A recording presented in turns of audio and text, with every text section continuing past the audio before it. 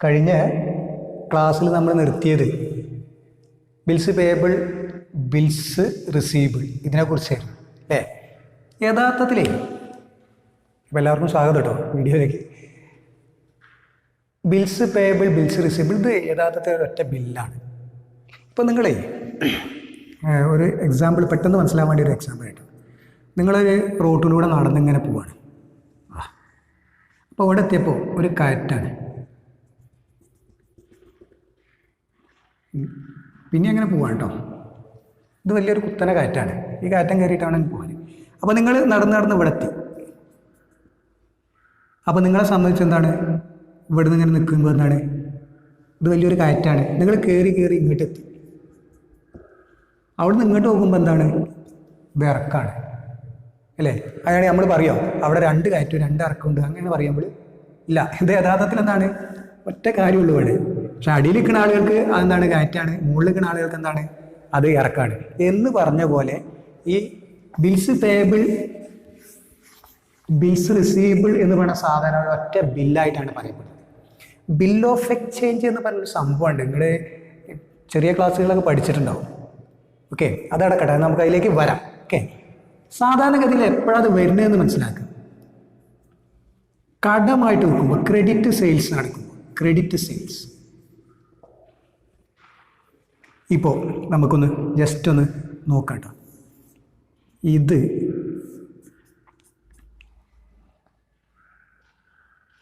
നിങ്ങളാണെന്ന് suppose സങ്കല്പിക്കുക. നിങ്ങളൊരു കടക്കാരനാണ് കേട്ടോ, സാധനങ്ങളൊക്കെ വിൽക്കുക, അതൊക്കെയാണ് നിങ്ങളുടെ പരിപാടി. നിങ്ങൾ വിറ്റ ചങ്ങായി ഇയാൾക്കാണ് വിൽക്കുന്നത്. കടത്തിന് വിൽക്കാണ്ട്, കടത്തിനാണ് വിൽക്കുന്നത്. Credit sales. ഒരു 50,000 റുപ്യേൻ്റെ സാധനം വിൽക്കണം, ക്രെഡിറ്റ് സെയിൽസ്. അങ്ങനെ നിങ്ങൾ കടത്തിന് വിൽക്കുമ്പോൾ ഇയാളോട് പറയും, എന്താ പറയുക, നിങ്ങൾ ഒരു കാര്യം ചെയ്യണം, അടുത്ത മാസം അല്ലെങ്കിൽ എന്താണ് 2 മാസം കഴിയുമ്പോഴേക്കും തരണം കേട്ടോ. അപ്പോൾ ഇയാൾ ഡേറ്റൊക്കെ പറഞ്ഞിട്ടുണ്ടോ. അപ്പോൾ നിങ്ങൾ ജാനുവരി 1-നാണ് ഇത് വിൽക്കണമായിരിക്കാം, January 1-ന്.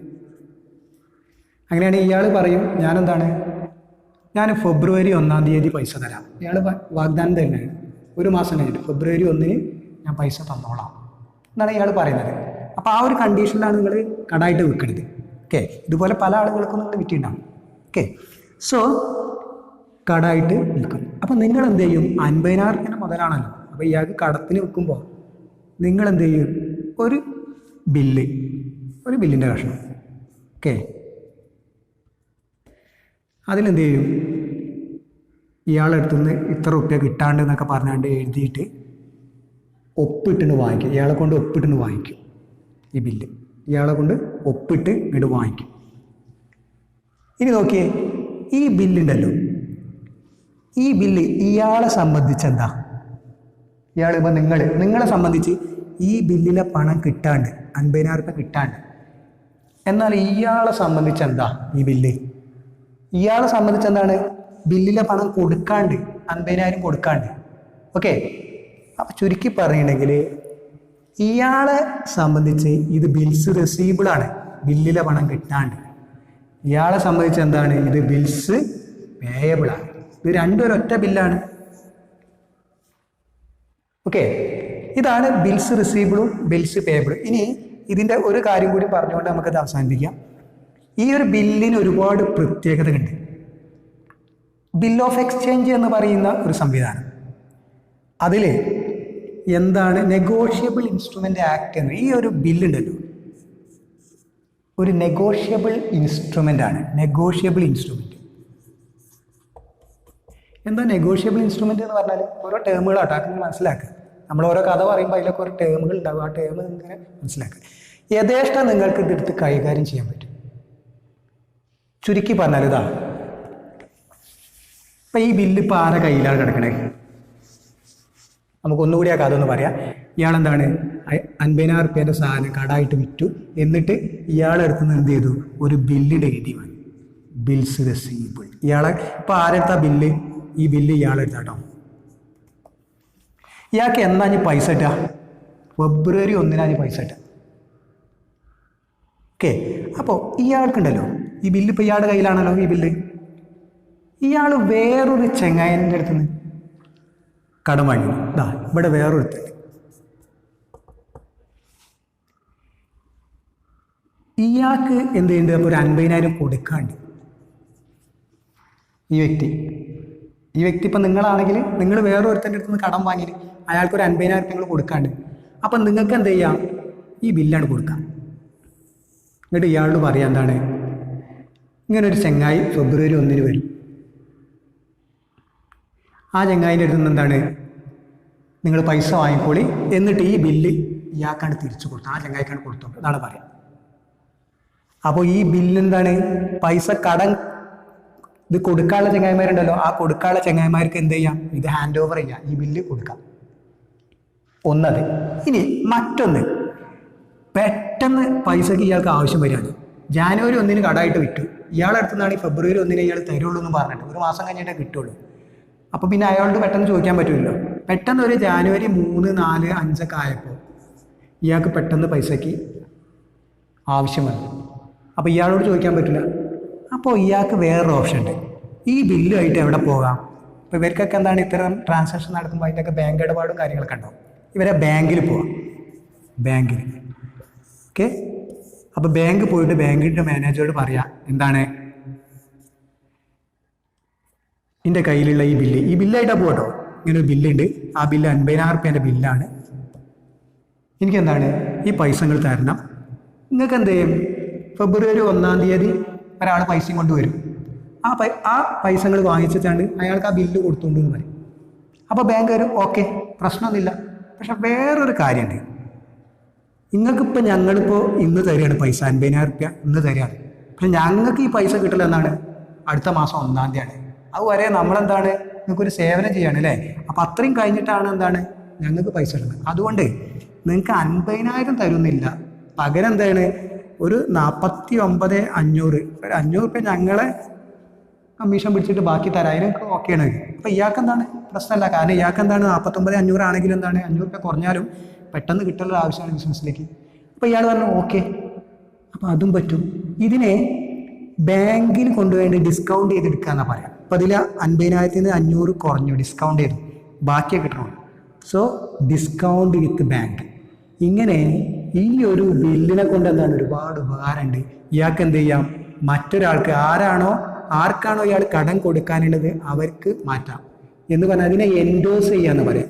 Endorse the bill to creditor, ക്രെഡിറ്റർക്ക് എൻഡോസ് ചെയ്യാം. മറ്റൊന്ന് ബാങ്കിൽ കൊണ്ടുപോയിട്ട് ഡിസ്കൗണ്ട് ചെയ്യാം, ഡിസ്കൗണ്ട് വിത്ത് ബാങ്ക്, ബാങ്കിൽ കൊണ്ടുപോയിട്ട് ഡിസ്കൗണ്ട് ചെയ്യാം. ഇങ്ങനെ ഒരുപാട് ഉപകാരങ്ങളുള്ള സംഭവമാണ് എന്ത്, ഈ ഒരു ബിൽ ഓഫ് എക്സ്ചേഞ്ചിലെ ഈ ഒരു ബില്ല് എന്ന് പറയുന്നത്. അപ്പോൾ പറഞ്ഞു വന്നത്, ഈ ബിൽ ഓഫ് എക്സ്ചേഞ്ചിലെ ബിൽസ് റിസീവബിൾ, ബിൽസ് പേയബിൾ എന്നൊക്കെ പറഞ്ഞ സാധനം ഒന്നാണ്. ഒരാളെ സംബന്ധിച്ച് അത് ബിൽസ് റിസീവബിൾ ആകുമ്പോൾ മറ്റൊരാളെ സംബന്ധിച്ച് അതാണ് ബിൽസ് പേയബിൾ ആണ്. അപ്പോൾ ഇയാളെ സംബന്ധിച്ച് ബിൽസ് റിസീവബിൾ എന്ന് പറയുന്നത് കറണ്ട് അസറ്റാണ്, ഭാവിയിൽ കിട്ടാൻ പോണാണ്.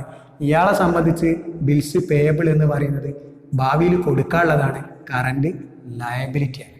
അപ്പോൾ ബിൽസ് പേയബിൾ കറണ്ട് ലയബിലിറ്റിയാണ്, ബിൽസ് റിസീവബിൾ കറണ്ട് അസറ്റാണ്.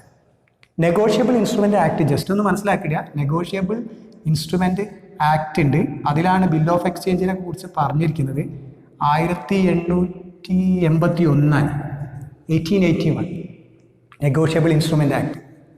അതിൽ പറയുന്നത് A bill of exchange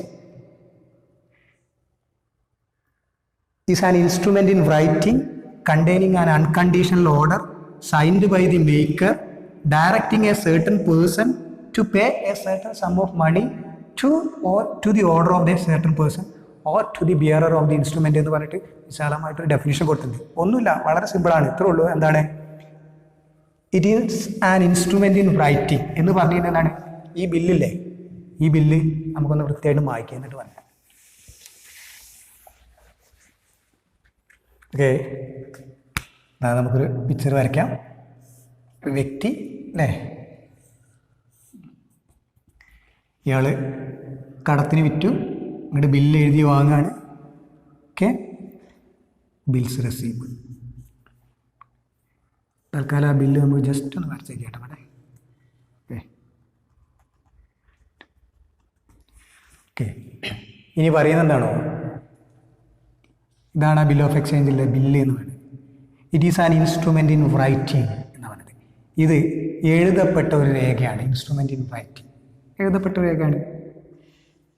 containing an unconditional order, രണ്ടാമത്തെ point. Containing an unconditional order, നിരുപാധികമായിട്ടുള്ള ഒരു ഓർഡർ ഉണ്ടാവില്ല, ഓർഡർ അതിലുണ്ടായിരിക്കും എന്ന് പറഞ്ഞിട്ട് എന്താണ് ഇയാളോട് പറയുകയാണ്, എന്താണ് അടുത്ത മാസം, ഇപ്പോൾ ഫെബ്രുവരി 1 ഫെബ്രുവരി 1 എനിക്ക് തരിക.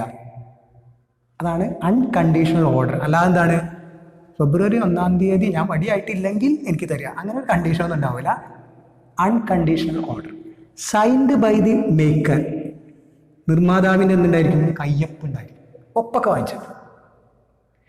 പിന്നെ ഡയറക്റ്റിംഗ് എ സർട്ടൻ പേഴ്സൺ, ഒരു പ്രത്യേക വ്യക്തിയോടാണ് നിർദ്ദേശിക്കുന്നത്. ഇയാളോടാണ് ഈ പറയണത്. എന്താ പറയുന്നത്, ടു പേ, അടയ്ക്കുക അല്ലെങ്കിൽ കൊടുക്കുക. A certain sum of money only, ഒരു നിശ്ചിത തുക, ഇവിടെ നമ്മൾ പറഞ്ഞ 50,000 രൂപ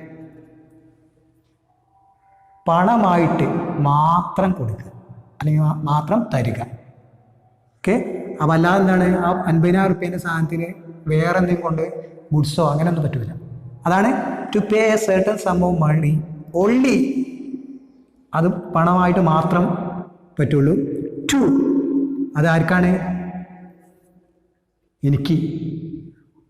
or to the order of a certain person, അല്ലെങ്കിൽ ഞാൻ ആർക്കാണോ പറയുന്നത് അവർക്ക് കൊടുക്കുക. അതാണ് to the order of a certain person, എൻ്റെ ഓർഡറിനനുസരിച്ച് കൊടുക്കുക. ഓർ ഞാൻ അതൊന്നും എൻ്റെ ഒരു ഓർഡർ ഇല്ലെങ്കിലോ to the bearer of the instrument, ആരാണോ ഇത് കൈവശം വെച്ചിരിക്കുന്നത് അവർക്ക് കൊടുക്കുക. ബാങ്കിൻ്റെ കയ്യിലാണെങ്കിൽ എന്ത് ചെയ്യുക, അവർക്ക് കൊടുത്താണ്ട് ആ ബില്ല് വാങ്ങിക്കോളി. ഇനി അതല്ല വേറെ ചെങ്ങായിൻ്റെ കയ്യിലാണെങ്കിൽ അവർക്ക് കൊടുത്താണ്ട് ബില്ല് വാങ്ങിച്ചോളി. സോ ഇത്രയും അടങ്ങിയിട്ടുള്ള സംഭവമാണ് എന്ത്, ഈ ഒരു ബിൽ ഓഫ് എക്സ്ചേഞ്ചിലെ ഈ ബില്ല് എന്ന് പറയുന്ന സംഭവം. ഓക്കെ, അപ്പോൾ നമ്മളെന്താണ് ബിൽസ് ഒരേ സമയത്ത് ഒരു ബിൽസ് പേയബിളും ഒരു ബിൽസ് റിസീവബിളും കൂടി ആണെന്ന് മനസ്സിലാക്കുക. അപ്പോൾ തൽക്കാലം നമ്മൾ ബേസിക് ടേംസ് ഓഫ് അക്കൗണ്ടിങ് എന്ന് പറയുന്ന ഒരു ഭാഗം നമ്മൾ അവസാനിപ്പിക്കുകയാണ്. ഇത് ഒരുപാട് ഇനിയും ടേംസുകളുണ്ട്. അപ്പോൾ അതൊക്കെ നമുക്ക് എന്താണ് വിദൂര ഭാവിയിലൊക്കെ നമുക്ക് എന്ത് ചെയ്യാം, ഓരോ സാഹചര്യത്തിനനുസരിച്ച് ഇങ്ങനെ പറഞ്ഞു പോകാം. തൽക്കാലം ഇപ്പോൾ ഈ പറഞ്ഞ കുറേ കാര്യങ്ങളുണ്ടല്ലോ, അതൊക്കെ ഒന്ന് എപ്പോഴും നിങ്ങളുടെ മനസ്സിലുണ്ടായിരിക്കണം. Transactions, capital, drawings, assets, liabilities. അസറ്റിൽ എന്താണ് current asset, fixed asset, intangible asset. Liability ആണെങ്കിൽ long term liability, short term liability. അതാ fixed liability, current liability. Okay, അത്തരത്തിലുള്ള സംഭവങ്ങൾ. പിന്നെ ഇപ്പോൾ ഈ പറഞ്ഞ bills payable, bills receivable, sales return, purchase return, debtors തരാനുള്ളവർ, ക്രെഡിറ്റേഴ്സ് നമ്മൾ കൊടുക്കാനുള്ളത്. ഓക്കെ, ക്രെഡിറ്റ് സെയിൽസ് അല്ലേ, ക്രെഡിറ്റ് പർച്ചേസസ്, ഇങ്ങനെ ഒരുപാട് സംഭവങ്ങൾ എന്താണ്, എക്സ്പെൻഡിച്ചർ, റവന്യൂ, പ്രോഫിറ്റ്, ഇത്തരത്തിലുള്ള സംഭവങ്ങളൊക്കെ നമ്മളെന്താണ് ജസ്റ്റ് ഒന്ന് എന്താണെന്നുള്ളത് മനസ്സിലൊന്ന് ഓർത്ത് വയ്ക്കുക. വലിയ ഒരു ബുദ്ധിമുട്ടൊന്നും അല്ല കേട്ടോ. അത് നിങ്ങൾക്ക് ഇപ്പം ഇങ്ങനെ കേൾക്കുമ്പോൾ നിങ്ങൾക്ക് ഇങ്ങനെ തോന്നുകയാണ്. പക്ഷേ എന്താണ് ഇത് കണ്ട ഒരു ഐറ്റം കണ്ടാകുമ്പോൾ മനസ്സിലാവില്ല, മെഷീനറി കണ്ടാൽ അത് മനസ്സിലാവില്ല നമുക്ക് അസറ്റാണെന്ന്. ഓക്കെ, ഇപ്പോൾ ഇതൊരു റൂമാണ്. ഈ റൂമിൽ എന്താണ് ഇവിടെ കുറേ മേശുണ്ട്, കസേരയുണ്ട്, ഫാനുണ്ട്, ഇതൊക്കെ ഉണ്ട് കേട്ടോ അവിടെ. അപ്പോൾ ഇതൊക്കെ ഒന്ന് സ്വിച്ച്, മറ്റു കാര്യങ്ങൾ, ഈ ബോർഡ്, ഇതൊക്കെ അസറ്റുകളാണ്.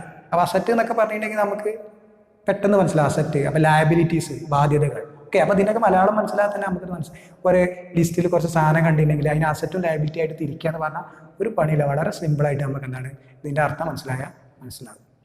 ഓക്കെ, അപ്പോൾ നിങ്ങൾ എപ്പോഴും ഒരു ലിസ്റ്റൊക്കെ കിട്ടുമ്പോൾ ശ്രദ്ധിക്കണം. ഇപ്പോൾ വാടക കൊടുത്തു, ബിസിനസ് സ്ഥാപനത്തിൻ്റെ ഭാഗത്ത് നിന്ന് നിങ്ങൾ ചിന്തിക്കേണ്ട കേട്ടോ. ഇപ്പോൾ വാടക കൊടുത്തു എന്ന് പറയുമ്പോൾ എന്താണ്, വാടക കൊടുത്തു അതൊരു എക്സ്പെൻസാണ്. വാടക കിട്ടി അറിയുമ്പോൾ എന്താണ്, ഇൻകമാണ്. അപ്പോൾ ഒറ്റയടിക്ക് റെന്റ് എന്ന് കാണുമ്പോൾ തന്നെ അപ്പം തന്നെ എക്സ്പെൻസ് നിങ്ങൾ തീരുമാനം വിധി എഴുതരുത്. റെന്റ് റിസീവ്ഡ് ആണോ റെന്റ് പെയ്ഡ് ആണോ എന്നുള്ളത് എപ്പോഴും നോക്കണം. കമ്മീഷൻ റിസീവ്ഡും ആവാം, പെയ്ഡും ആവാം. ഓക്കെ, അപ്പോൾ ബിസിനസ് ഒക്കെ നിങ്ങളൊരു കാര്യം ചെയ്താൽ മതി, എപ്പോഴും നിങ്ങൾ ബിസിനസ്സിൻ്റെ ഭാഗത്താണ് നിന്നിട്ടാണ് ചിന്തിക്കുക. അങ്ങോട്ടും പോകണ്ട ബിസിനസ് ഒന്ന് അടുക്കാടം പോയി. ഓക്കെ, ഇങ്ങോട്ട് ഇങ്ങനെ ബിസിനസ് സ്ഥാപനത്തിൽ ഇങ്ങോട്ട് വന്നതാണോ അങ്ങോട്ട് പോയതാണോ അല്ലേ, പിന്നെന്താണ് ഇത് ബിസിനസ് സ്ഥാപനം റെൻ്റ് കൊടുത്താണ്, അത് ബിസിനസ് സ്ഥാപനത്തിന് ഇങ്ങോട്ട് കിട്ടിയതാണ്, നോക്കിയാൽ മതി. അപ്പോൾ നിങ്ങൾക്ക് വരുമാനമാണോ ചിലവാണോ നിങ്ങൾക്ക് മനസ്സിലാവും. അപ്പോൾ ഇതൊക്കെ തിരിച്ചറിയാന്നുള്ളതാണ് ആദ്യം നമ്മൾ മനസ്സിലാക്കേണ്ടത്. ഇനി നമുക്ക് ഇതിനൊക്കെ ഒരുപാട് ഇടപാടുകൾ ഇങ്ങനെ നടന്നതായിട്ട് ഒരുപാട് നമ്മൾ പറഞ്ഞു. ഈ കാര്യങ്ങളൊക്കെ ഓരോ ഇടപാടുകളാണ്. ഈ ഇടപാടുകളൊക്കെ നമ്മൾക്ക് എന്ത് ചെയ്യണം? റെക്കോർഡ് ചെയ്യണം. അപ്പോൾ ആ റെക്കോർഡ് ചെയ്യുന്നതിന് എന്താണുള്ള റൂള് അത് നമുക്ക് പഠിക്കണം. അപ്പോൾ ഇത്തരത്തിലുള്ള കുറേ കാര്യങ്ങൾ കൂടി ഉണ്ട്. അതും കൂടി എന്താണ് ഇതിൻ്റെ ബേസിക് ഐഡിയാസിൽ പെട്ട കാര്യങ്ങൾ. അതൊക്കെ ആയിട്ട് നമുക്ക് മറ്റൊരു വീഡിയോയിൽ വരാം.